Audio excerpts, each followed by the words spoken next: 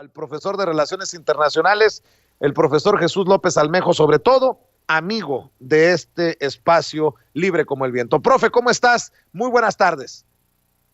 Hola, querido Vicente, estoy muy contento de estar nuevamente con todos ustedes, con el equipo de Sin Censura. Quiero aprovechar para saludar especialmente a la señora Ceci, a don David, y por supuesto a tía Zenén Seferino, a Meme y a Rafita, y bueno, a todo el gran equipo que conforman Sin Censura y que hacen el contrapeso, Vicente, desde una posición de honestidad, que a veces es estridente, pero necesaria, para poner los puntos sobre los íes en temas álgidos, Vicente, en temas en donde hay tanto falso profeta por ahí, tanto en el YouTube como en las diversas redes sociales, y o bueno, de los medios de comunicación tradicionales mejor ni hablamos. Así que me congratulo por estar aquí con ustedes y te agradezco por el espacio, Vicente. Oye, profe, pues qué debate tan intenso. Se sigue abriendo un debate por la democracia en diferentes flancos, en diferentes trincheras, con este proceso electoral que no se ve para cuándo termine en Estados Unidos y que defina si Biden llega a la Casa Blanca o se queda Donald Trump. Sin duda alguna, Vicente, todo lo electoral, todo lo partidista en términos políticos, termina siendo apasionante, termina siendo también, nuevamente repito la palabra, estridente, y en algunas veces hay posturas y hay discursos y también prácticas sociales recalcitrantes, como el hecho, querido Vicente, de que quienes se han autodenominado paladines de la democracia, quienes han demandado una y otra vez que se les dé libertad de expresión, que han dicho que el discernimiento en las democracias es un derecho que todos los ciudadanos tenemos ganado por el mero hecho de existir, sean ahora quienes estén celebrando que se censure a un político que dice mentiras, abrogándose ellos a sí mismos la facultad de jueces poseedores de la verdad. Entonces, por ese lado, me parece una actitud recalcitrante de aquellos a los que vemos que no les interesa la democracia, no les interesa ser cuestionados, a ellos les interesa poseer la verdad y la verdad absoluta, al punto que nos quieren hacer creer, Vicente, que la censura, y por eso este programa es la antítesis, que la censura es correcta cuando se trata de hacerle contrapeso a un político que dice mentiras. ¿Tú te imaginas, querido Vicente, a cuántos políticos en el nivel municipal, en el nivel estatal, en el nivel federal, y luego si lo extendemos horizontalmente, a cuántos diputados, a cuántos senadores, a cuántos legisladores o asambleístas locales tendríamos que censurar bajo esta premisa de que el político en turno está diciendo mentiras? No, pues imagínate, así nos la pasaríamos todo el día censurando. Sin duda alguna, querido amigo, por eso yo celebro a personajes como tú, como tu oficio, a gente como Meme Yamel o a gente como Toño, formados en escuelas de periodismo, sobre todo que tienen este concepto de sin censura, Vicente, de que todas las voces sean escuchadas, claro, todas las voces asumiendo su responsabilidad en caso de que digan mentiras. Pero, querido Vicente, justamente los espacios libres, el periodismo, Vicente, es justamente aquel que permite que el que piensa diferente, que el que tiene discernimiento por derecho humano, porque en una democracia tenemos libertad de expresión. Si en tu libertad de expresión mientes, entonces la obligación del periodismo es cuestionarla. La obligación del periodismo es presentar evidencia de que quien está hablando está mintiendo. Pero esa es una cosa muy diferente, y otra cosa muy diferente habla a decir que en el nombre de la democracia tu discurso merece a la mitad del camino ser censurado, tanto en las plataformas digitales como es Twitter, que cada vez más se convierte en una santa inquisición o en una no santa inquisición, porque ya vemos que es bastante tendencioso, solo tiende a censurar a algunos y no censura a otros, aunque a veces se pasan de groseros.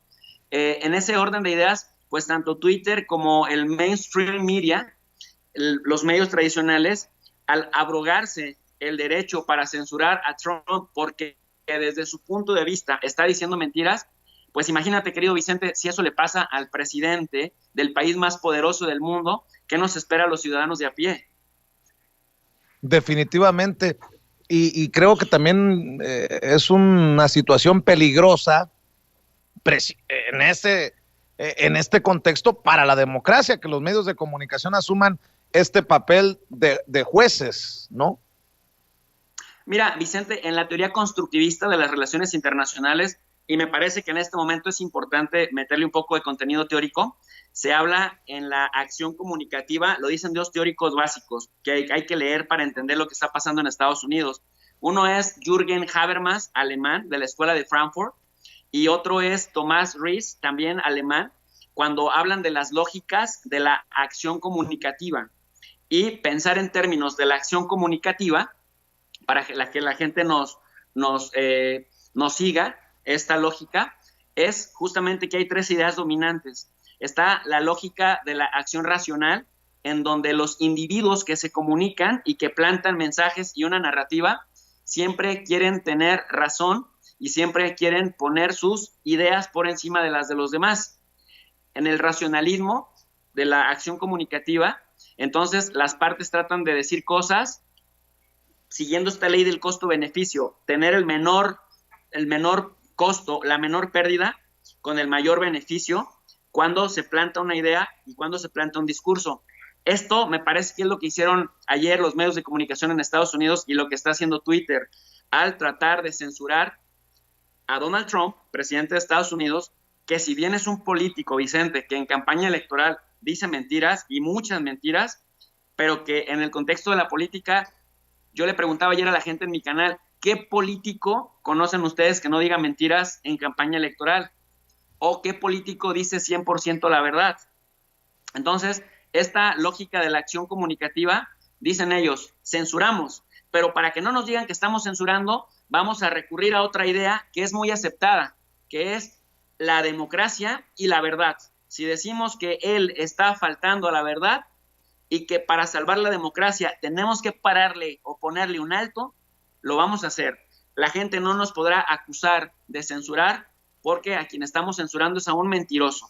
En ese sentido, la lógica de la acción comunicativa en la idea racional justamente se trata de esto, de llevar a cabo una acción comunicativa tratando de sacar el mayor provecho. Pero también está la otra lógica, Vicente, la lógica de lo apropiado. Y la lógica de lo apropiado, los contendientes, los que se comunican, dice Jürgen Habermas y también lo dice Thomas Royce-Kappen en la teoría de constructivismo de las relaciones internacionales, todos tratan de comportarse de acuerdo a lo que la idea dominante nos indica.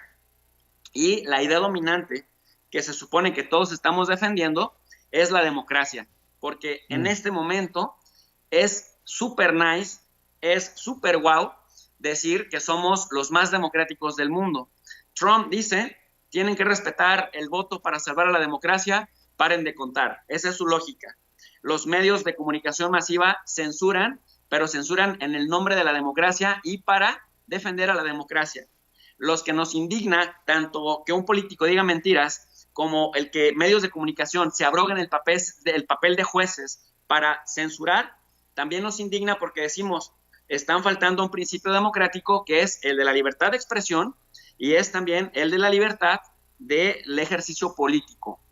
Entonces, en la lógica de lo apropiado, todos tratamos de movernos según lo que percibamos que es apropiado. Y la lógica que más predomina en este momento es la de la defensa de la democracia y dentro de la democracia la de los derechos humanos y dentro de los derechos humanos el de libertad de expresión y también el del ejercicio político. Pero, Vicente, también está otra acción comunicativa que es el diálogo de sordos. El diálogo de sordos es el que nos lleva a la acción retórica. Siempre escuchamos que esto es retórica, que aquello es retórica, que es... Bueno, la acción retórica en los procesos comunicativos tiende a ser, Vicente, cuando dos partes gritan tan alto en su intercambio comunicativo que no están dispuestos a escucharse. Se le conoce como el diálogo de sordos, porque en la medida que gritan, dejan de poner argumentos serios sobre la mesa y prácticamente al poner argumentos sobre la mesa ya no escuchan el del otro. Por lo tanto, en la acción retórica, lo más probable es que digamos que la acción comunicativa termine truncándose porque ninguno se convence, ni uno está dispuesto a dejarse convencer y va dispuesto a convencer como sea a la otra parte. En ese contexto, pues, es lo que estamos viendo. Por ejemplo, dicen los chayoteros mexicanos, ¿cómo podemos creer que el discurso de odio xenófobo, supremacista de Trump haya conquistado a 70 millones de votantes. Yo preguntaría al revés. ¿Cómo pueden creer que con un candidato tan malo como Joe Biden, que con un candidato tan protegido por los medios de comunicación dominantes como Joe Biden, creían que iban a despertar la pasión de esos 70 millones que votaron por Donald Trump? Por eso me parecía muy interesante un ejercicio que hizo ayer Jorge Cepeda Patterson, un periodista al que a veces ha citado aquí en el programa, que escribe para el diario El País, que decía: lo más triste de que pierda Trump, que no es triste, que qué bueno que se vaya, dice Cepeda Patterson, pero lo más triste es que lo único que tengan para hacerle frente, lo único que tengan para mostrar, lo único que hayan producido, sea Joe Biden. Entonces, esto te habla de que la acción retórica no siempre nos lleva a obtener los mejores resultados, gane quien gane o pierda quien pierda, en términos de una colectividad social, Vicente. Profe, antes de entrarle ya al tema de votos, déjame plantearte esto que escriben los amigos de Sin Línea MX, a quienes les mando un saludo. En México, dice, la censura a Trump cayó como anillo al dedo, pues varios periodistas y opositores al gobierno del presidente López Obrador justificaron la acción y acariciaron la idea de que los medios nacionales se atrevan a silenciar al tabasqueño. Personajes como Loret, León Krause y opositores han celebrado las acciones de las cadenas de televisión en Estados Unidos. Por ejemplo, Loret de Mola dice: si la televisión cortara al presidente de México cada que dijera una mentira, la mañanera duraría menos que la sección del clima. León Krause también aplaudió la censura. El Universal publica: censura discurso de Trump, abre debate en México sobre las mañaneras de Andrés Manuel López Obrador. Pues no sé en dónde se abrió el debate, pero imagínate. Y Rubén Aguilar, el que fuera vocero de Vicente Fox, el que mentía por su jefe, escribe: ¿cuándo las televisoras de México cortarán la transmisión del presidente cuando éste dice mentiras? Hoy lo hicieron las de Estados Unidos. Dame tu opinión nada más de este mismo tema, pero del lado mexicano. Oye, Vicente, existen los cínicos, los muy cínicos, y los Loretitos, los Rubénes Aguilar, y como dice el buen Jalife, y toda esa fauna nociva del periodismo mexicano. Esta Definitivamente, gente que no entiende, Vicente, que no entienden por qué perdieron la credibilidad de las personas. Y perdieron la credibilidad de las personas, primero, por mentirosos. Segundo, por falta de rigor metodológico para hacer análisis con objetividad o por lo menos con honestidad intelectual. Tercero, por chayoteros.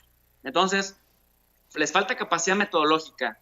Son chayoteros y porque son chayoteros también mienten, pero no únicamente mienten por chayoteros, también mienten por malintencionados, Vicente, porque subestiman a la audiencia. Y este papel del defensor de las audiencias que se supone que deben tener los medios de comunicación para garantizar que hay un mínimo de calidad en la comunicación que emiten, también demuestran otra cosa.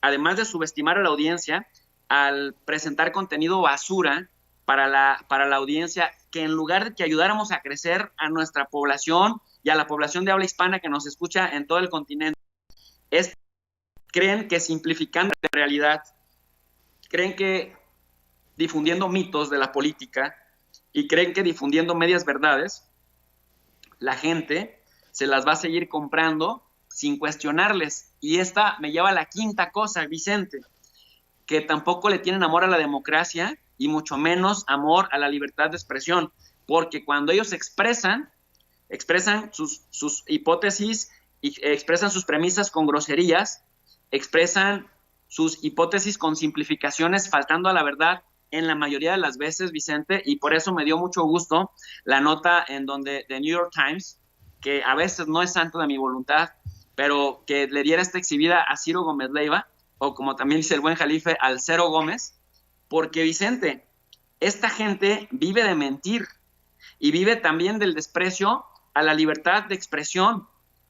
¿Por qué? Porque cuando les cuestionas y les descubres que están echando mentiras, no se disculpan, no le piden disculpas a la audiencia y por el contrario se aferran a su mentira, y cuando se les sigue el paso, te terminan bloqueando de Twitter, aunque no les ofendas, aunque no les... Es decir, a mí me ha pasado con 2 o 3 personajes como tu tía Denise Dresser, Vicente, discúlpame por el chascarrillo,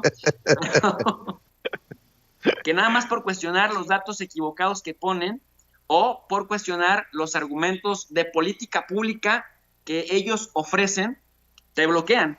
Entonces, eso te queda claro, o eso nos deja saber por qué ahora están todos aplaudiendo y celebrando que Donald Trump haya sido censurado. Es decir, Trump dice mentiras, sí, muchas, diario, pero tiene derecho a ser escuchado y después los medios de comunicación tendrán derecho a hacer programas alternos en donde le cuestione las mentiras que dice, pero eso es una cosa muy diferente a que lo censuren. Si estos aquí en México quieren replicar y de hecho ya hasta tu amiguito el Pedro Ferriz, el Pedro Ferriz Jr. o el tercero, ya salió a decir que si censurábamos al presidente López Obrador, yo nomás me falta decirles, atrévanse, terminen de perder la poca audiencia que les queda, porque viven del presidente, Vicente, viven del presidente, hablan todo el tiempo del presidente, hablan de una industria de odio al presidente, han hecho una marca de odio al presidente López Obrador. De hecho, el presidente López Obrador tiene razón cuando dice,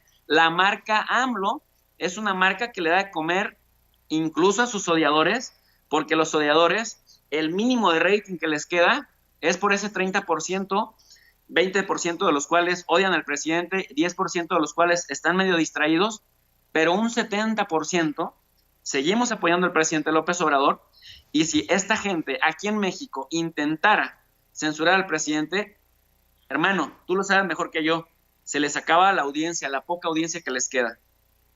Definitivamente. Oye, profe, y lo que no se va a acabar pronto es la controversia en torno a los resultados electorales. Estaba viendo al secretario de Estado de Georgia anunciando que va a haber un recuento de los votos, lo que en algún momento nos hizo ver, de acuerdo a la visión elitista de muchos, como pues casi un pueblo rascuache, perdón por la expresión, un pueblo no democrático cuando se pedía el voto por voto, casilla por casilla, es precisamente lo que se va a iniciar en estados como Georgia, profe, y lo que se venga, porque definitivamente no está cerca el momento en que Donald Trump acepte cualquier resultado que no le favorezca, y de Joe Biden, pues ya tú me dirás qué esperar.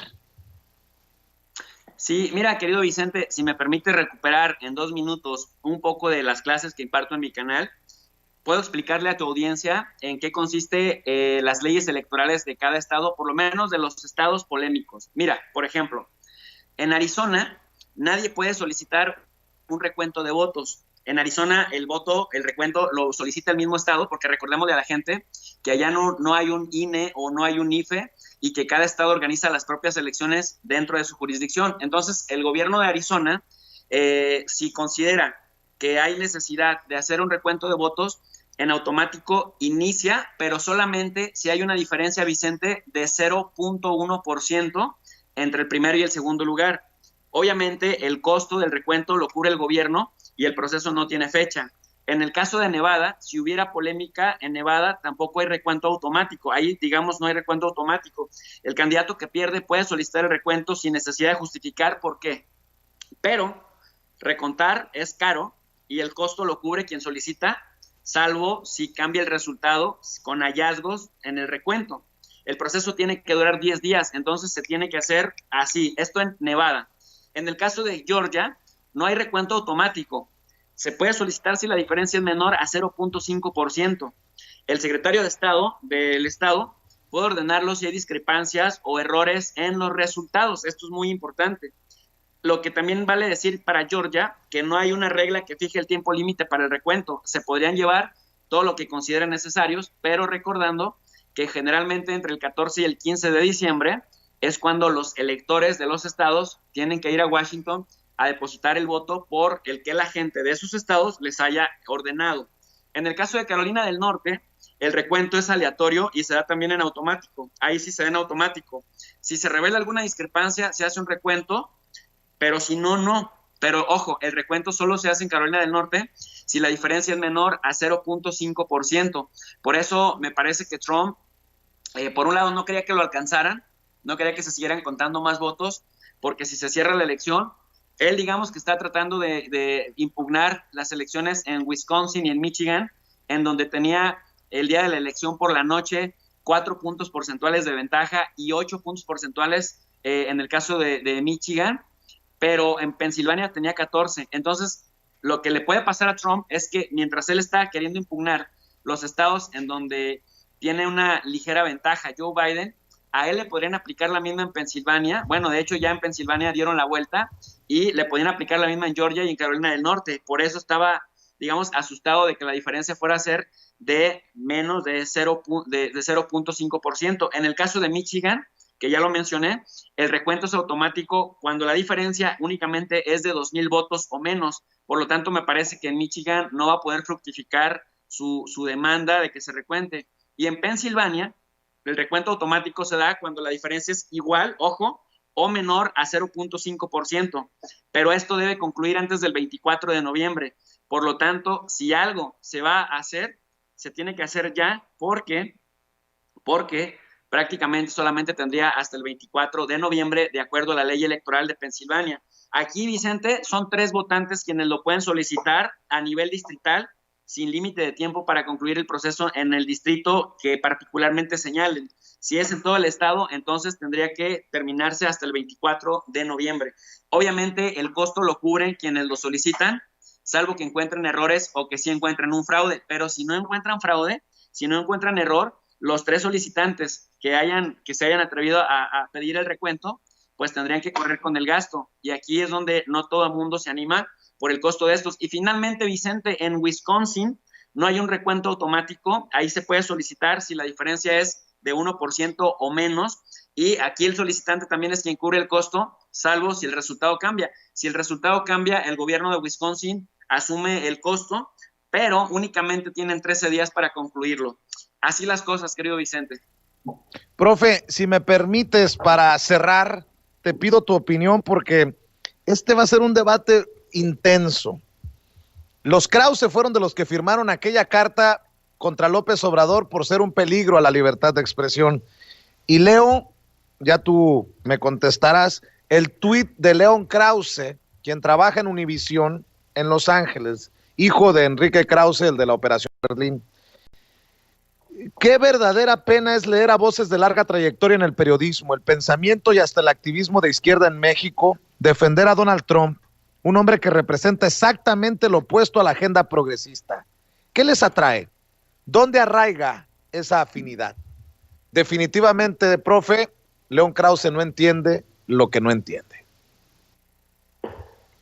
Sí, definitivamente. De hecho, Vicente, ayer mismo ponía un tuit en donde decía que se sentía muy orgulloso de su casa de trabajo, que porque además pues era un deber moral lo que la casa de trabajo hizo, que era justamente censurar al presidente Trump, y decía que eso era valentía periodística. Entonces, aquí lo único importante, Vicente, de dejarlos hablar, lo importante de dejar que sigan escribiendo estas contradicciones, porque en México los Krause se han autodenominado, bueno, los Krause y también Zuckerman, Adela Micha y todos esos se han autodenominado como los promotores de la libertad de expresión, como los críticos del autoritarismo y de la represión. Pero Vicente, ¿qué ejemplo más claro de autoritarismo puede haber que el de los medios de comunicación gigantes, tradicionales, en Estados Unidos, con estas acciones que llevaron a cabo, avergonzando a nivel nacional e internacional al presidente de su propio país? Twitter, que hemos visto cuánta gente, por ejemplo aquí en México, dicen un montón de obscenidades, cuánta gente incluso hacen apología de la violencia, han incluso hecho periodistas o supuestos periodistas chayoteros, han hecho apología del asesinato al presidente López Obrador, tú sabes quién es, y Twitter los tiene tranquilos sin molestarlos. Pero cuando alguno de nosotros hace un comentario crítico de justamente de esos conservadores que son paladines de la democracia, cuando ellos son los que quieren expresar sus ideas, pero que se vuelven intolerantes e intransigentes y justifican su autoritarismo, su intransigencia, cuando se trata de censurar a alguien que piensa diferente a ellos y a alguien que les dice las cosas con puntos en las IES, Vicente. Así que padre de esto, para hablarlo todavía en términos más simples, es que al dejarlos expresarse, se exhiben, Vicente. Y como ya despertó la conciencia de la gente, o estamos en un proceso del despertar de las conciencias, lo bueno de que se exhiban es que la gente está observando quiénes son honestos y quiénes son chayoteros. Y precisamente por eso le mando un saludo a Sebastián Ramírez Mendoza, director de Capital 21 TV, porque escribe: jamás me imagino a don Julio Scherer ordenando borrar a un presidente por mentiroso. Los evidenciaba hasta el cansancio. Sí me acuerdo de Televisa vetando de la pantalla. Entendió el que entendió. Profe, ¿por qué no invitamos a la gente para que siga hoy más que nunca lo que estás publicando a través de tu canal de YouTube, tan importante proyecto que iniciaste desde hace tiempo y que ahora creo que debe de rendir frutos, sobre todo para la audiencia, si me permites? Muchas gracias, querido Vicente. Gracias por tu apoyo para mostrar y difundir mi canal. Yo quiero invitar a la gente, ya que mi querido Vicente me da la oportunidad de hacerlo en su espacio, para que se sumen también a las clases gratuitas que impartimos en el canal de Relaciones Internacionales llamado Tu Profe de RI. Tu Profe de RI imparte cursos gratuitos todas las noches de lunes a sábado, 10:30 u 11 de la noche, con una lectura en formato PDF en la descripción de cada video, con la única finalidad de contribuir al espíritu crítico, a la honestidad intelectual y obviamente para elevar el nivel de análisis en las redes sociales que tanta falta nos hace. Son clases de geopolítica, de organismos internacionales, de escenarios regionales del mundo y por supuesto del análisis de coyuntura, que es tan importante como esto que está pasando en este momento, que son las elecciones de Estados Unidos. Con el Club de los Desvelados todas las noches de lunes a sábado, Vicente, ahí nos encuentran en el canal de Tu Profe de RI. Muchas gracias. Profe, te mando un abrazo, que pases este excelente viernes y yo soy el honrado, el agradecido por tu generosidad, así que aquí nos vemos muy pronto, si puedes en la noche, si puedes cuando lo amerite la noticia. Tú sabes que tu voz es importante en estos espacios. Muchas gracias, Vicente. Que tengan un feliz fin de semana. Gracias. Buen día. Cuídese. Es el profesor de Relaciones Internacionales, amigo de esta casa, miembro de esta familia sin censura, Jesús López Almeida.